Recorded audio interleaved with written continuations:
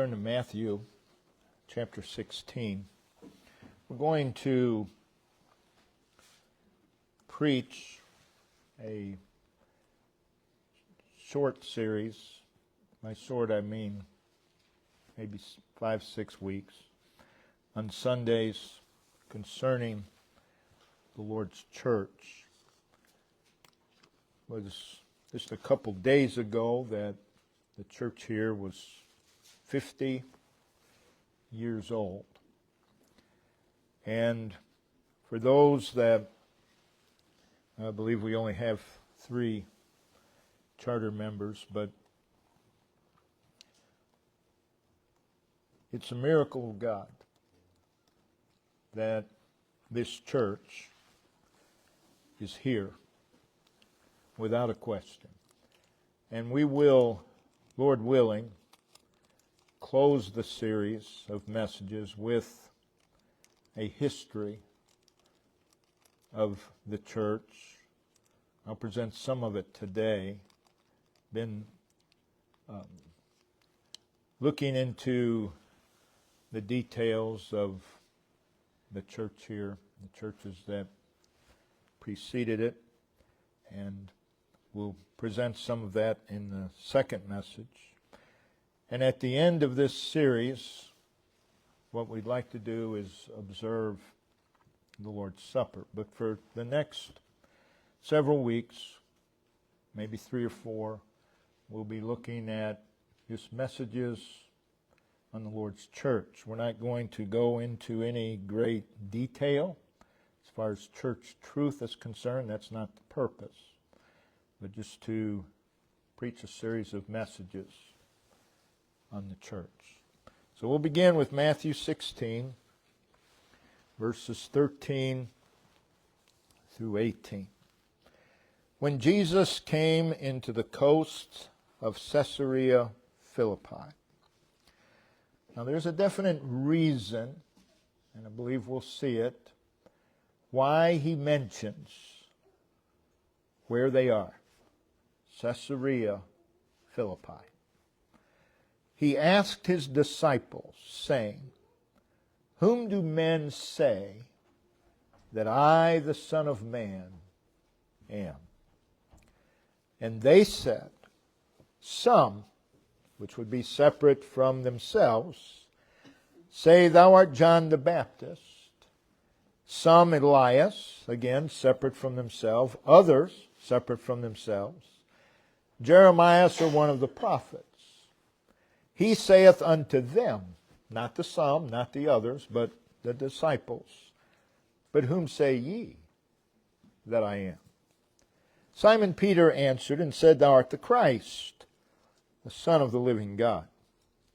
And Jesus answered and said unto him, "Blessed art thou, Simon Bar-Jonah, for flesh and blood hath not revealed it unto thee, but my Father which is in heaven. And I say also, in addition to, unto thee, that thou art Peter, and upon this rock I will build my church, and the gates of hell shall not prevail against it." So what we have here is a record of Peter's confession, Peter's declaration with regard to the person of Jesus Christ. And we have Christ's declaration concerning the church.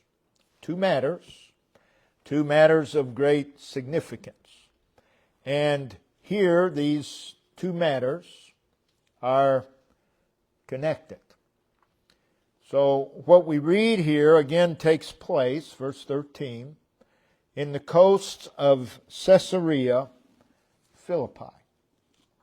Mark's account, Mark 8, verse 27, he calls it the towns of Caesarea Philippi. So they're in that region, if you will. This is at the foot of Mount Lebanon. It would have been in the territory of the tribe of Dan back in the Old Testament. It would be the northeast extremity of Palestine. At the time when Jesus, when this is recorded. At the time, it was an area it was not a heavily Jewish populated area.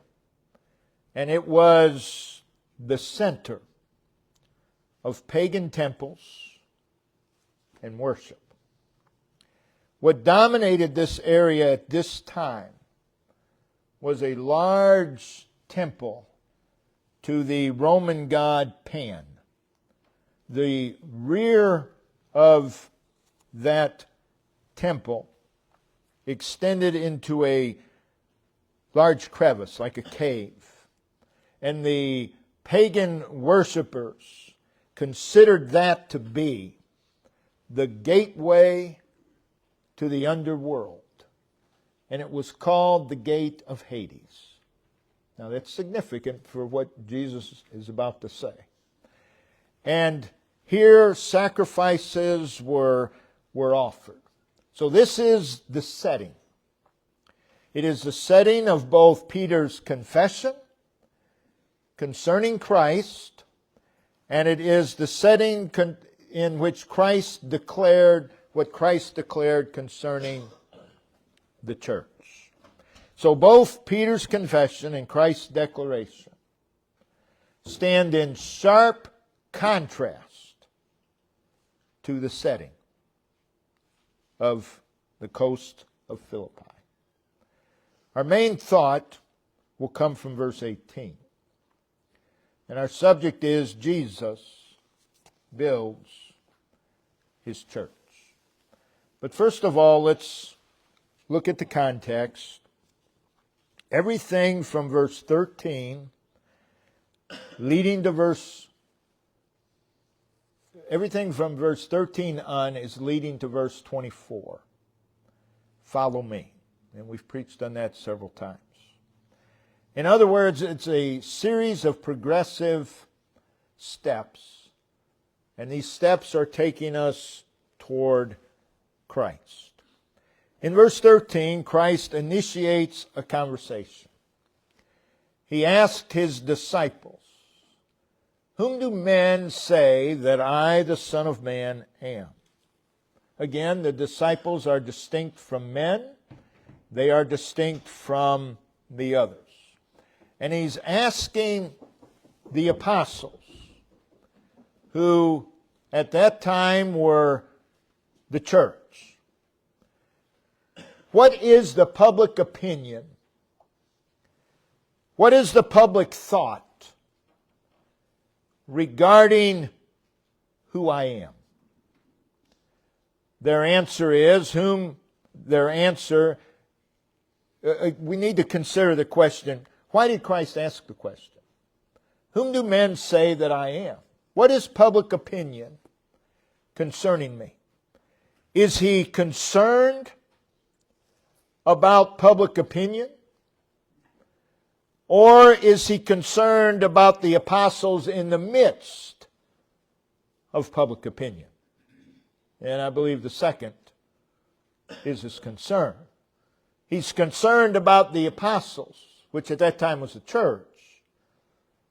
He's concerned about them in the midst of public opinion. Again, whom do men say that I, the Son of Man, am? They answer in verse 14. None of their conjectures, and that's all it was, concerning Christ had life-changing impact. None of it. You believe Christ is Jeremiah. That doesn't change your life one iota. You believe Christ is Elijah. That doesn't change your life. So the world's opinions do not have life-changing impact. The public had a perception of Christ. They always have. They always have. But it was not a life-changing perception. Christ, knowing that the disciples, the apostles, would not have the same thoughts as the world, He says, "But whom say ye that I am?" Peter answers in verse 16. And he answers with a tone of conviction and certainty. He says, Thou art the Christ, the Son of the living God. That is, you are the promised one in the Old Testament, the Christ. You are the sent forth one that the Old Testament spoke of. The sent forth one to save. You are the Son of the living God. That is, you are equal with the living God. And the term living God is one used all through the Old Testament to distinguish from false gods. Remember where they are. Caesarea Philippi. Remember the setting. Pagan temples and worship. And we have these words. Living God. The setting is the erroneous public opinion concerning Christ. So the setting is pagan temples, pagan worship, and public opinion. And Peter's confession is contrary to the setting. It is distinct from the setting. Surrounded at this moment by pagan temples and worship. And what he says is distinct from that. Public opinion has been, they've already expressed what the public opinion is. Christ responds in verse 17. He said, Blessed art thou. Thou is the object of blessed. And Christ could have just said, Blessed art thou. But he proceeded with the rest of his statement. Simon Bar-Jonah. He didn't have to say his name. Peter knew that Jesus was talking to him. Blessed art thou, Simon Bar-Jonah. Now what that simply means is Simon, son of Jonah. Simon, son of Jonas. If you remember when Peter was brought to Christ, John 1 verse 42, Christ addressed him, Thou art Simon, the son of Jonah, or Jonas. And then he told them, Thou shalt be called Cephas, or Peter, which by interpretation is a stone. We read there in John 1. So here in our text, Christ addresses him at the outset by his birth name. By his birth name, Simon. Reminding him of his unworthiness of the blessing. Blessed art thou, Simon Bar-Jonas. Christ then reminded him of the source of the blessing. For flesh and blood hath not revealed it. The it going back to what he confessed. You didn't come to this truth by flesh and blood. Flesh and blood hath not revealed it unto thee, but my Father, which is in heaven. Again, everything's contrary and distinct from the setting.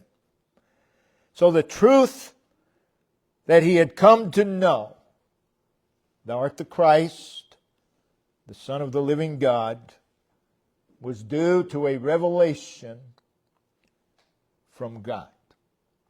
The truth he had come to know, Thou art the Christ, the Son of the living God, was due to the grace of Almighty God. There is known truth regarding Christ, and it is contrary to our surroundings, and it is contrary to public opinion. It is contrary to the worship of false gods. In the midst of such, you see the grace of God revealing truth to man. But he reminds Peter, what you know, you did not come to know in and of yourself. Flesh and blood hath not revealed it unto thee. Then Christ moves on and speaks concerning the church. Verse 18. And I say also unto thee, that thou art Peter, and upon this rock I will build my church, and the gates of hell, remember the setting, the gates of hell shall not prevail against it. So Christ is now speaking upon the subject of the church. And everything that Christ says here is with regard to what he calls my church. My church. He did not say, I will build the church. That's not what he said. Could have. But he said, my church. But notice how he starts. And I say also unto thee. Christ begins a new and connected line of thought. I say also. Also, besides this, or in addition to the truth concerning me and the Father, that the Father has revealed to you. And I say also unto thee. He is saying, the Father showed you truth, and I'm going to tell you another truth. Christ often used these words, I say unto you. I say unto you. He often uses those, if you turn over to Matthew chapter 5, he often uses those words to introduce a new revelation. I say unto you. For example, Matthew 5, verse 27. Ye have heard. Notice verse 28. But I say unto you. You've heard this, but I'm going to give you a new revelation. Verse 31. It hath been said. Verse 32. But I say unto you. He's given a new revelation. Verse 33. Again, ye have heard that it hath been said. Verse 34. But I say unto you. Verse 38. Ye have heard that it hath been said. Verse 39. But I say unto you. Verse 43. Ye have heard that it hath been said. But I say unto you. He's introducing a new line of thought. He's revealing a truth. And when Christ says to Peter, but I say also unto thee. He's introducing a new line of thought. It is a phrase also of authority and revelation. Again, you see Christ using it, not just in the Sermon on the Mount, but he often uses this phrase. I say unto thee. We don't talk like that. If I'm talking to Ben, I just tell him. I don't say, and I'm talking to you. It's unnecessary. But it's not unnecessary in Scriptures, of course. It reveals. And it emphasizes it's a phrase of authority. A phrase of revelation. I say unto thee. It's as if he's highlighting what he's about to say. It's a way of expressing the importance of what follows. Christ could have began by simply saying, I'll build my church. Would have been grammatically correct. He had been talking to Peter in verse 17, so he did not have to say, I say also unto thee. But it was necessary to state the significance of what he was about to say. Again, every phrase is important. And I say also unto thee, thou art Peter. Blessed art thou, Simon Bar-Jonah. And now he shifts to Peter, the name he told him he would be called by in John chapter 1. Thou art Peter. Thou art Petros, a stone, a pebble, a fragment. Simon Bar-Jonah is a reminder of his flesh. This is a reminder of God's grace. Thou art Peter. You didn't get to be Peter on your own. Christ made him Peter. It also speaks of his insignificance and insufficiency. Thou art Peter. Some might say, well, it's not necessary to tell him his name, but Jesus has a purpose in using the name with regard to the subject matter that he's about to present. Which brings us to the foundation of the church. Christ proceeds, and upon this rock, it's the Greek word Petra, something different than Petros, Peter. It means a massive living rock, an immovable rock. Reading verse 18, again, there is a clear distinction between Peter and Christ. Thou art, I will. Thou art, I will. They're not in the same plane. There's a distinction between Petros and Petra. Thou art, I. The I corresponds to this rock, the Petra. Something different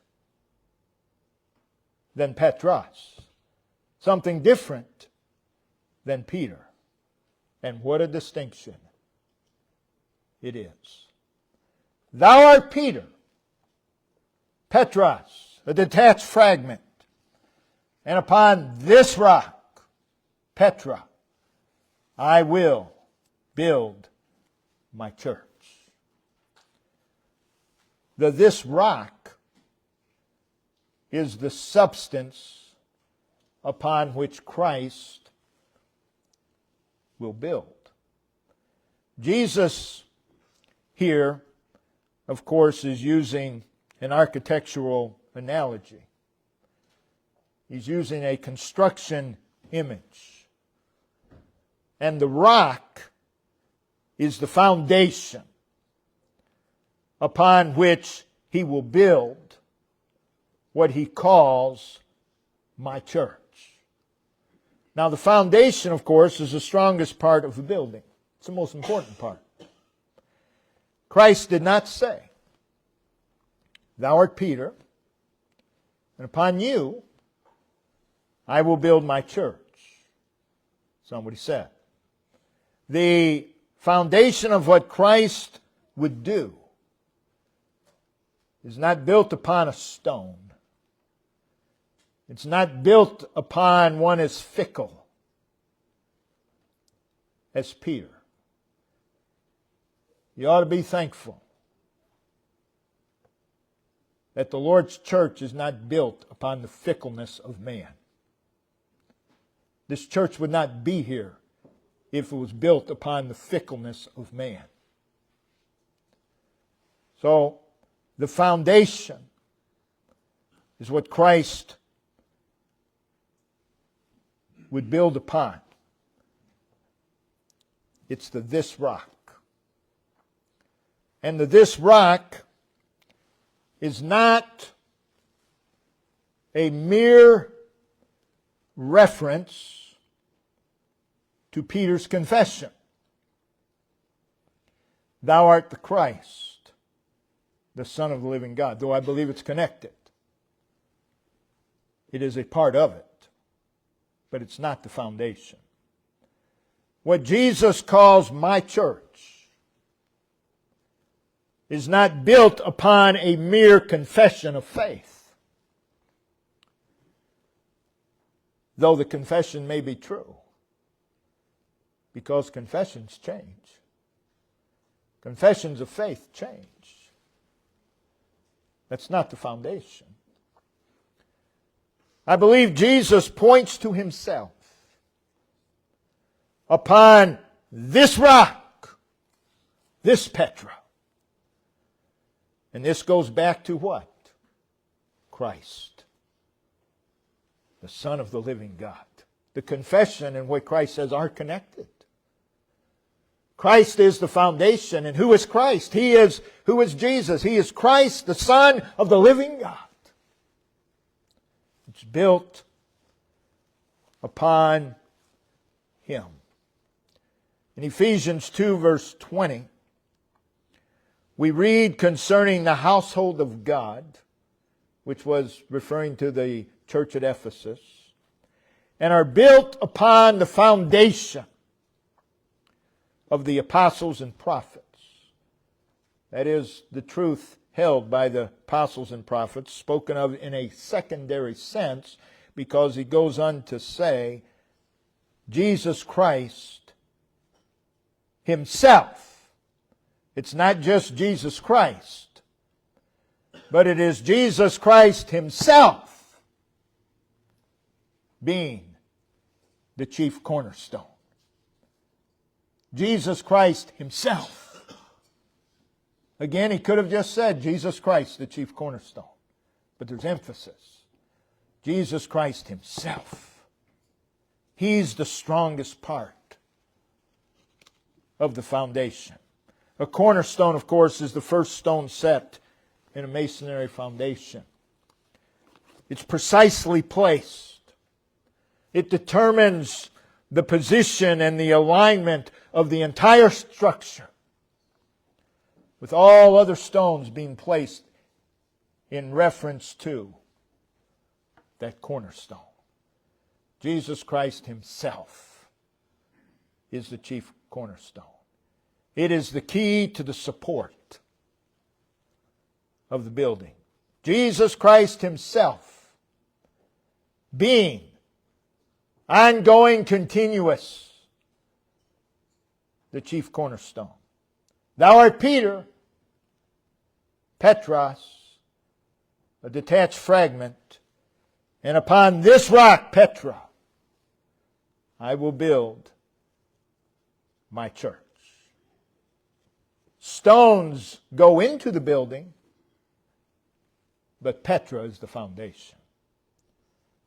No one stone, no one church member is the foundation of any of the Lord's churches.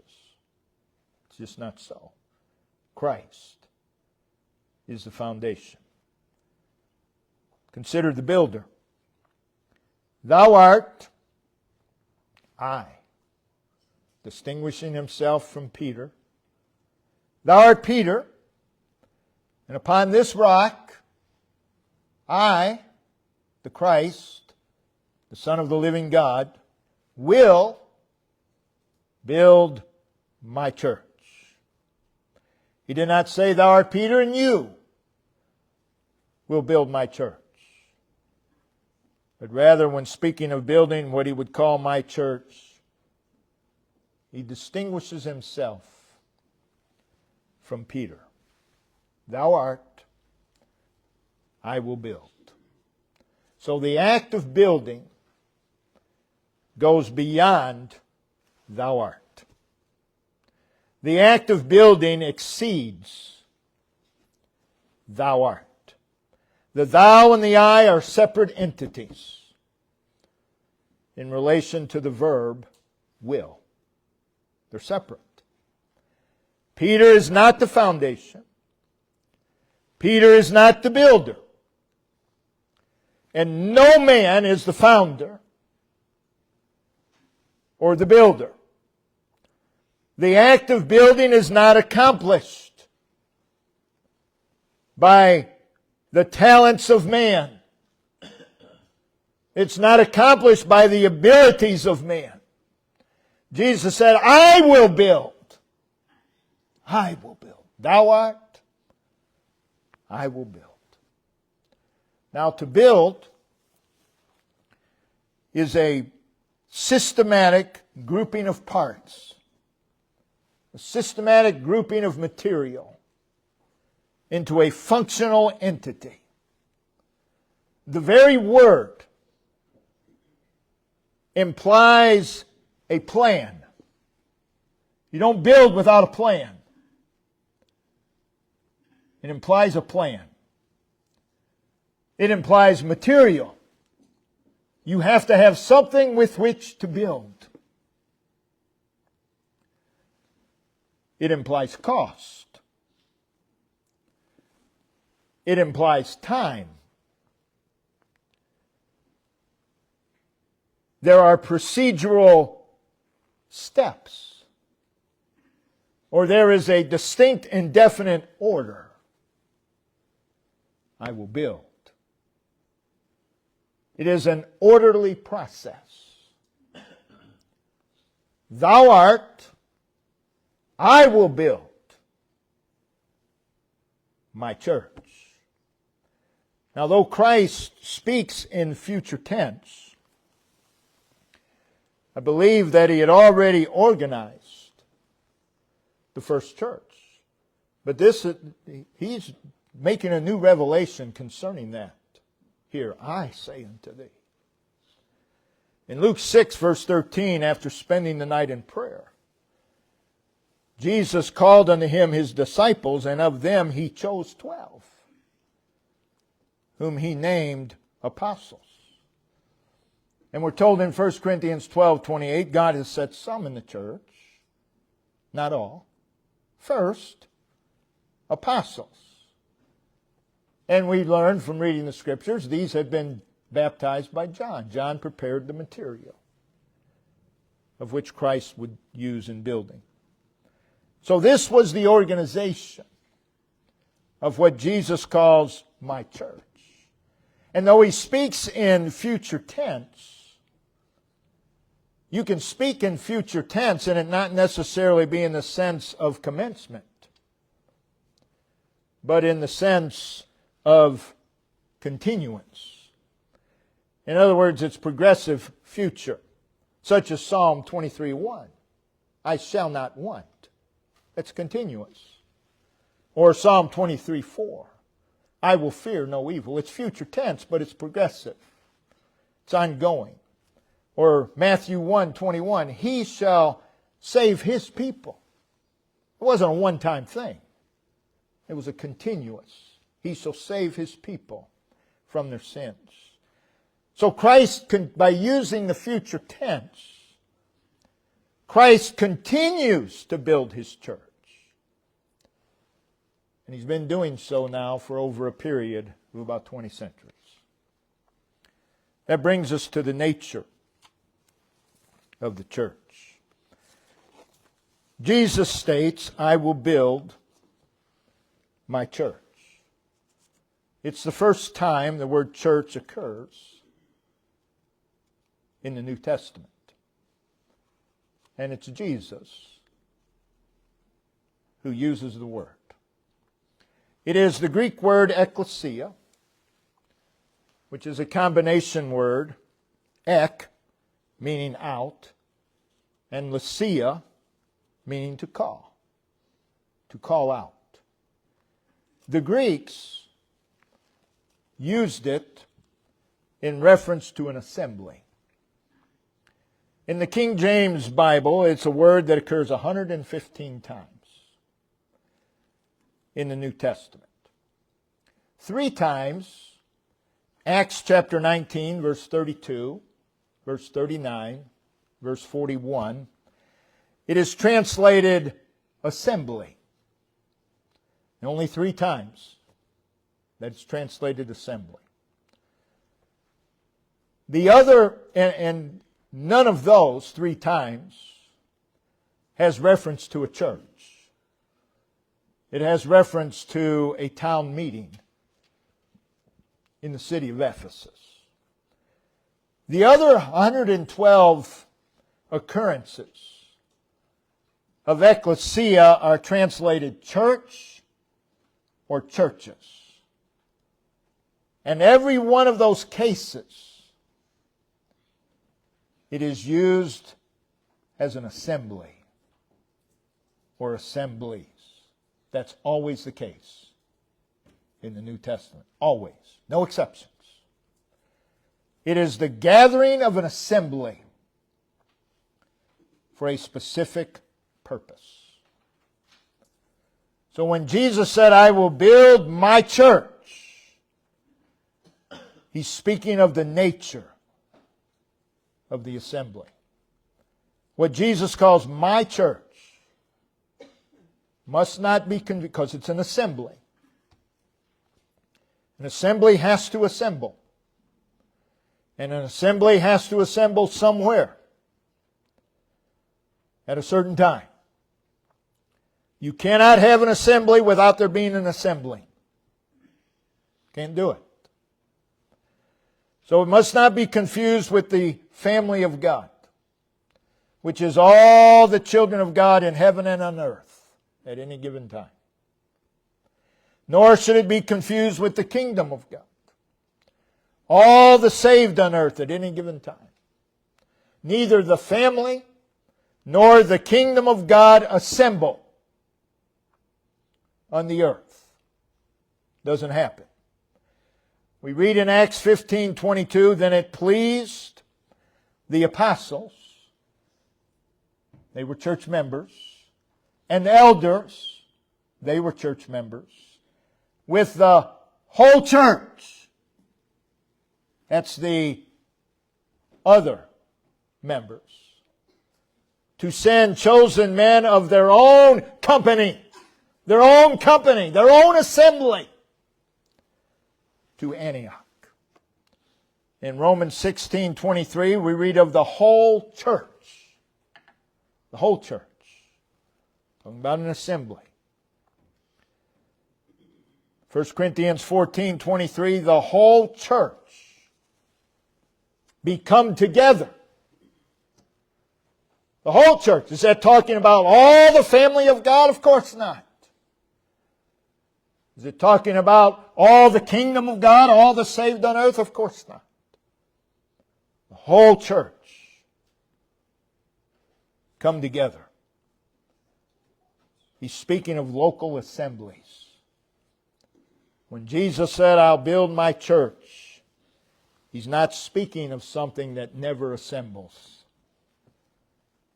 upon the earth. We thank God that we're part of the family of God. We thank God that we're in the kingdom of God. But don't confuse it with what Jesus calls my church. Again, the word build speaks of a locality. You have to have a locality if you're going to assemble. We're going to assemble, well, where? Anywhere you want. Doesn't matter. Well, you can't. Assembly has to come together in one place.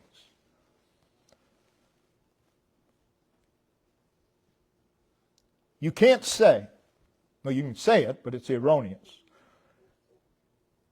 We had church today, but it was separate and apart from the assembly. No, you didn't have church. The church is an assembly. You didn't assemble. You didn't have church. You might have listened to a church service, but you didn't have church. It's not one and the same. The word build, again, speaks of an organization. An organization of material, a systematic grouping of that material. It is the way that the church is presented throughout the New Testament. Reveals that Christ thought of the church in no other way than a local assembly. And He says, my church. My church. The word my, who is that?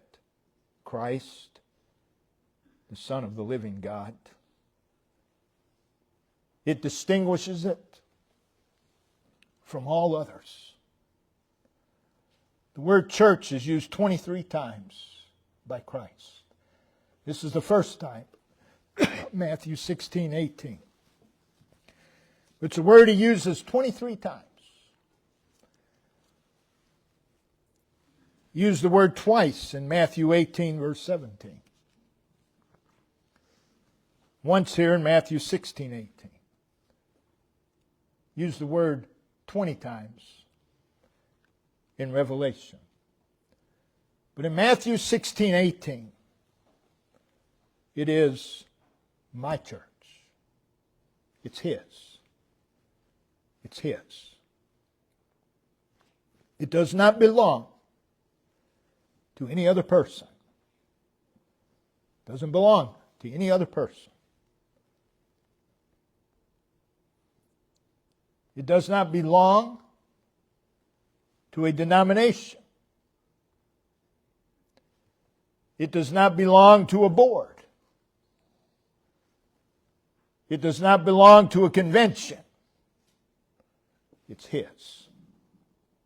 That's something we must always remember. We must never, ever lose sight. It's His. We say, and we understand when we use the word, we say my church. That's my church. But even when we say that, we must know it's His. It's His. When Jesus said my church, He's speaking in the institutional sense. And this forever separates and distinguishes it from all others. My church. And know this, He is the founder of what He calls my church. He's the builder. He's the foundation. He's the head. He's the master. He's the Lord. He's the sole owner. My church. My church. You see, there's a personal connection and relation between Christ and His church. Again, He's speaking institutionally now. Speaking of His type or His kind. Later in Revelation, He speaks more particular. Christ loves His church. Ephesians 5:25. And from reading Ephesians 5 verses 25 through 31, it's a sacrificial love. He gave Himself. It is a purifying love. It is a caring love. It is an unbreakable love. It is a love of priority. In other words, He sees her as special. My church. When He uses those two words, my church, He's stressing something that's special to Him. We read in Acts 20 verse 28, the church of God, which He purchased with His own blood. It is Ephesians 5:25. He gave Himself for it. Hear Jesus say, my church. And know that there is such a connection, such a relationship between Christ and His church, that He asked Saul in Acts chapter 9, Saul, who was persecuting the church. He asked him in Acts 9 verse 4, Saul, Saul, why persecutest thou my church? That's not what he said. Why persecutest thou me? There's a connection. There's a connection. What Jesus calls my church is special to Him. How special is it? Well, how you treat the church is how you treat Christ. You can't separate the two. Can't separate the two. Every time you willfully forsake the assembling of yourself, you can't separate that from Christ. Can't do it. As you treat the church, you treat Christ. In other words, you mistreat the church, you mistreat Christ. You touch the church, you touch Christ. My church. That's of extreme importance. It's of such extreme importance that we must get it right. We must not lose sight of the Christ of the church. Be careful that you do not put the church above Christ. Don't lose sight of the Christ of the church. But don't separate the two. So hear Christ say, my church, and know that we have not fully comprehended the depth of what that means. My church. But oh, how blessed we are to be a part of what Jesus calls His. Then look at the promise concerning the church. Hear Him say, and the gates of hell. Remember the setting. Remember the setting. The gates of hell shall not prevail against it. Simply stated, that simply means there has been a continual existence. Again, Christ is speaking of His church as an institutionally. There has been a continual existence of New Testament churches dating back to the ministry of Christ, and that will continue until He returns. The people who made up the first ecclesia, the apostles, they're all dead. The ones who made up the churches, speaking of particular churches, of Antioch and Corinth and Colossae and Philippi and Thessalonica and the churches of Galatia and Macedonia and other cities and areas mentioned in the New Testament. They're not here today. But